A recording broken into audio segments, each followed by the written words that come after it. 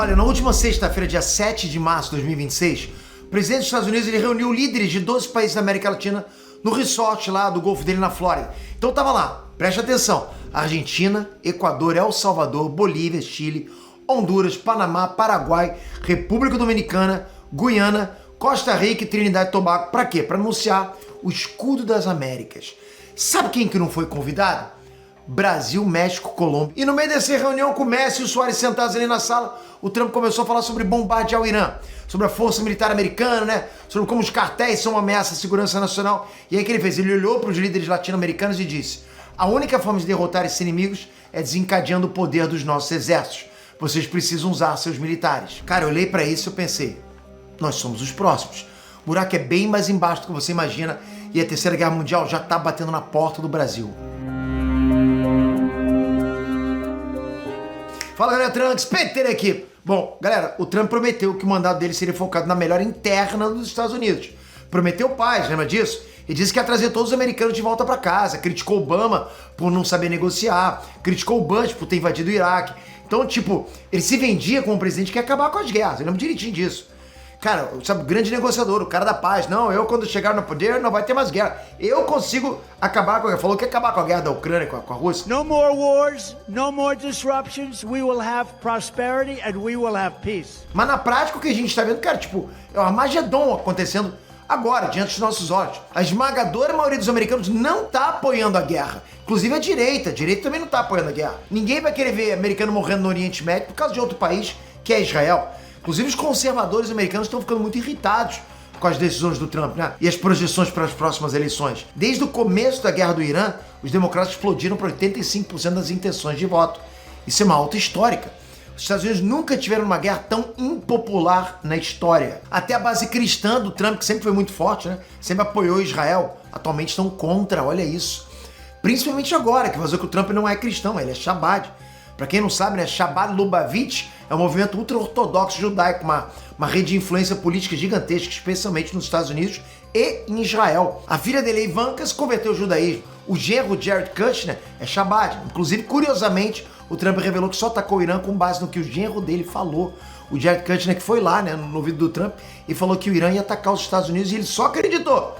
E olha, não é o que eu tô falando não, cara. Isso são palavras do próprio Trump. The point of no return and the United States found it intolerable, in my opinion, based on what Steve and Jared and Pete and others were telling me, Marco, so involved, that I thought that they were going to attack us. I thought they would, if we didn't do this, at the time we did it, I think they had in mind to attack us. O Trump também mudou a embaixada americana para Jerusalém, reconheceu as colinas de Golã como território israelense, assinou o reconhecimento da soberania israelense sobre territórios que a comunidade internacional inteira condena.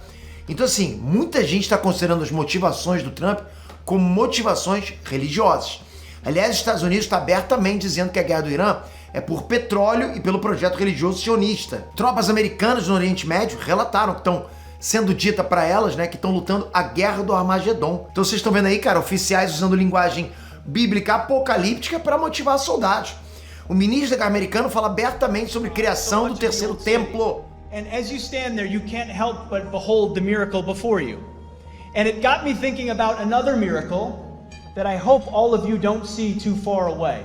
Because 1917 was a miracle, 1948 was a miracle, 1967 was a miracle, 2017, the declaration of Jerusalem as the capital was a miracle, and there's no reason why the miracle of the reestablishment of the temple on the Temple Mount is not possible.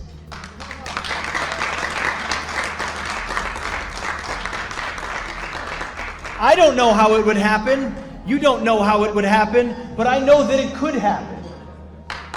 That's all I know. Os caras estão tentando executar o apocalipse. E assim, cara, pra gente do Ocidente, isso aqui não soa como política externa. Soa como fanatismo religioso, parece, né? E o Irã enterrou hoje dezenas de crianças que morreram no ataque atribuído a Estados Unidos e Israel. E assim, galera, independente de religião, em guerras, inocentes morrem. Mísseis americanos atingiram a escola primária feminina Shajaret Taibé na cidade de Minab, no sul do Irã. Cara, era horário de aula, tava acontecendo aula. A escola tava cheia de crianças, meninas de 7 a 12 anos. O primeiro míssil destruiu parte do prédio. A diretora ligou para os pais pedindo que viessem buscar as filhas. E aí o segundo míssil atingiu exatamente onde elas estavam se abrigando. 165 pessoas morreram. A esmagadora maioria eram meninas entre 7 e 12 anos. 69 corpos estavam tão destruídos que até agora estão fazendo teste de DNA para tentar identificar. Socorristas da Cruz Vermelha que chegaram no local descreveram, ok? Corpos sem cabeça, sem mãos, sem pernas. Crianças! E tem brasileiro comemorando essa atrocidade aí. Galera, na boa, não faz uma coisa dessa. Guerra não é bom. Guerra não é bom, ok? Óbvio que o regime do Irã tinha que cair mesmo. Porra, aquele negócio é uma praga. É demoníaco. Os caras também são extremistas religiosos e violentos, né? Mas a gente tem que entender duas coisas. Inocentes estão sofrendo. 2, esse vilão foi criado. Em 1953, a CIA e o MI6 britânico derrubaram o governo democrático do Irã na Operação Ajax. Sabe qual que tinha sido o crime do primeiro-ministro Mossadegh? Ter nacionalizado o petróleo iraniano, cara. Olha isso. Vocês estão entendendo que as duas maiores agências espionagem do mundo derrubaram o governo legítimo e democrático por causa do petróleo do Irã há 70 anos atrás? E isso é fato histórico, ok? Isso é fato. Então vocês estão entendendo por que o Trump está focando hoje nas usinas de petróleo e nos petroleiros do Irã? E detalhe, eles tiraram o governo legítimo do Irã e instalaram o Shah, um ditador fantoche, né, que governou por 26 anos, sustentado pela CIA e pela SAVAK, que é a polícia secreta treinada por americanos e israelenses. A Revolução Islâmica de 1979 foi consequência direta disso. E isso é fato histórico também, ok? Vocês estão entendendo quem criou os vilões do Irã? O que está acontecendo no Irã não é uma atrocidade atual, começou décadas atrás, entende? Inclusive nos anos 80 veio o escândalo Irã-Contras. A CIA vendeu armas ilegalmente para o Irã e usou o dinheiro para financiar guerrilheiros na Nicarágua. Então os mesmos caras que chamam o Irã de terrorista foram os que venderam armas para eles e ajudaram a criar o caos na América Central. E isso também é fato histórico, documentado. É público, notório. Um dos maiores escândalos da história da CIA, cara. Que veio público, pelo menos, né? Um dos maiores que a gente conhece.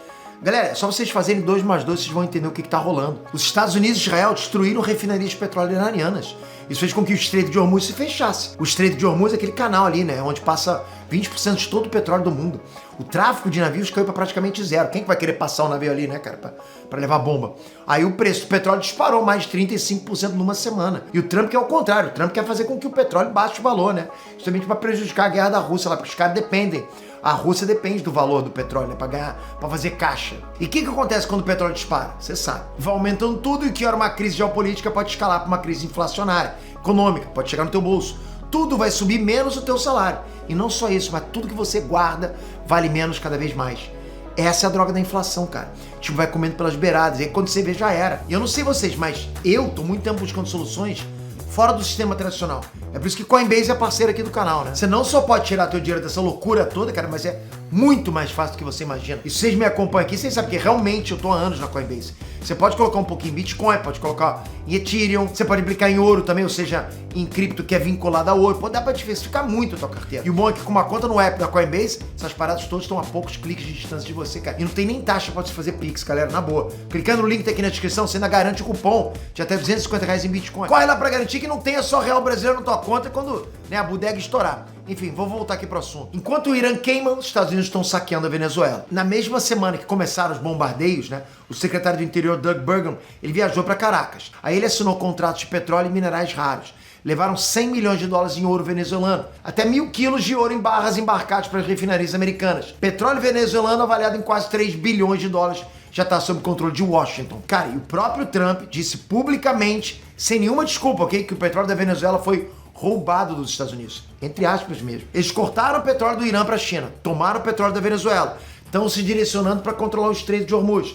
Além de uma guerra religiosa, cara, essa é uma guerra pelo controle energético mundial. Então pensa, o Irã caiu.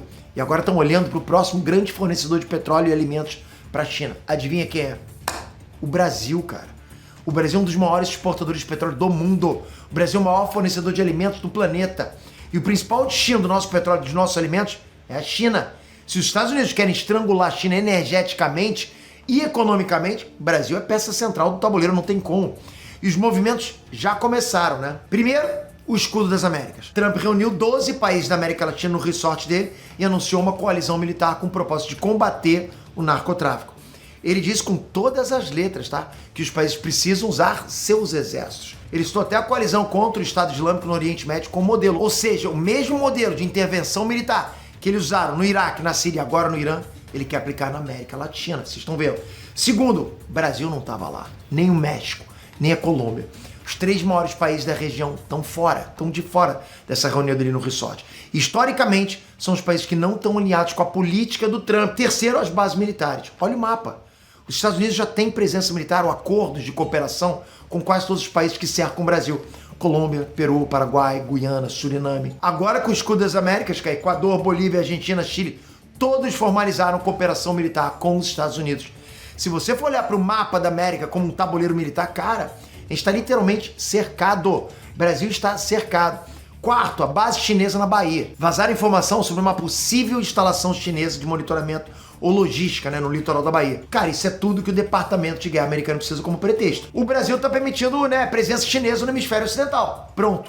Desculpa perfeita para uma operação especial. E quinto, talvez o mais assustador de todos agora, tá? Já começaram a construir a narrativa para justificar uma ação no Brasil. Essa narrativa já começou sendo construída, né? Nessa semana, saiu uma reportagem no G1 mostrando que os Estados Unidos estão preparando a designação do PCC e do Comando Vermelho como organizações terroristas estrangeiras. O Departamento de Estado americano divulgou hoje uma nota em que classifica o PCC e o Comando Vermelho como ameaças significativas à segurança regional. O que tem a ver isso, Pedro? É a mesma classificação que deram para o trem de Aragua da Venezuela, para o cartel de Los Soles e para os cartéis mexicanos antes de lançar operações militares contra eles. Eles começaram classificando, depois lançaram as operações militares. E essa nova classificação é porque estão linkando o PCC ao Hezbollah. E o Hezbollah agora, é inimigo número 1 dos Estados Unidos por causa da guerra no Irã e Líbano. Conexões entre os traficantes libaneses na Tríplice Fronteira e o PC existem, mais de uma década nos relatórios de inteligência. Tá lá. Mas agora, nesse contexto de guerra, cara, essa conexão ganha uma dimensão completamente diferente. Porque pensa comigo, se o PCC é classificado como organização terrorista e o PCC está presente no Brasil inteiro, em todos os estados, supostamente os Estados Unidos poderiam ter uma justificativa legal para ação em todo o território brasileiro. É a mesma fórmula, cara, é a mesma fórmula. Designação terrorista, depois sanções, depois operação militar. Foi assim com a Venezuela. Designaram o cartel de Los Soles como terrorista, depois bombardearam navios venezuelanos, depois invadiram e sequestraram Maduro. E agora estão tomando todas as riquezas da Venezuela. O ministro das Relações Exteriores do Brasil, né, o Mauro Vieira, ele já ligou pro Marco Rubio tentando barrar essa designação. O governo brasileiro sabe, cara, o que está em jogo, né? Se o PCC e o Comando Vermelho for designado como organização terrorista. Eles sabem que essa classificação, cara, se sair pode criar precedente, sim, para intervenção militar americana no Brasil, território brasileiro, exatamente como aconteceu na Venezuela. O Lula já falou que vai iniciar uma cooperação militar com a África do Sul. Meu irmão, o Nine tá morrendo de medo do Brasil ser invadido, cara. E aqui eu quero falar com vocês uma coisa que vai machucar muita gente, vai doer muitos de vocês. Tinha um cara, muito tempo, que previu tudo isso, que avisou o Brasil inteiro, que gritou lá nos debates da televisão que o Brasil precisava explorar seus recursos, se tornar uma potência de educação e tecnologia e ter condições militares de se defender. Ele defendeu que o Brasil tivesse uma bomba atômica. Você sabe do que eu tô falando. O nome do cara era Enéas Carneiro. Meu nome é Enéas, 56. Irmão, riram do cara, chamaram o cara de Jorel, né? Chamaram de maluco, fizeram piada, transformaram em meme. Meu nome é Enéas, porra! Meu irmão, ele entendia que força, poderio militar, significava poder de negociação, respeito, defesa, né? Em tempos de paz, cara, isso não valia nada. Pô, tá todo mundo em paz, pra quê? Precisa de bomba atômica. Mas agora, em tempo de guerra, será que vale a pena realmente fechar o botico e torcer pra não ser invadido?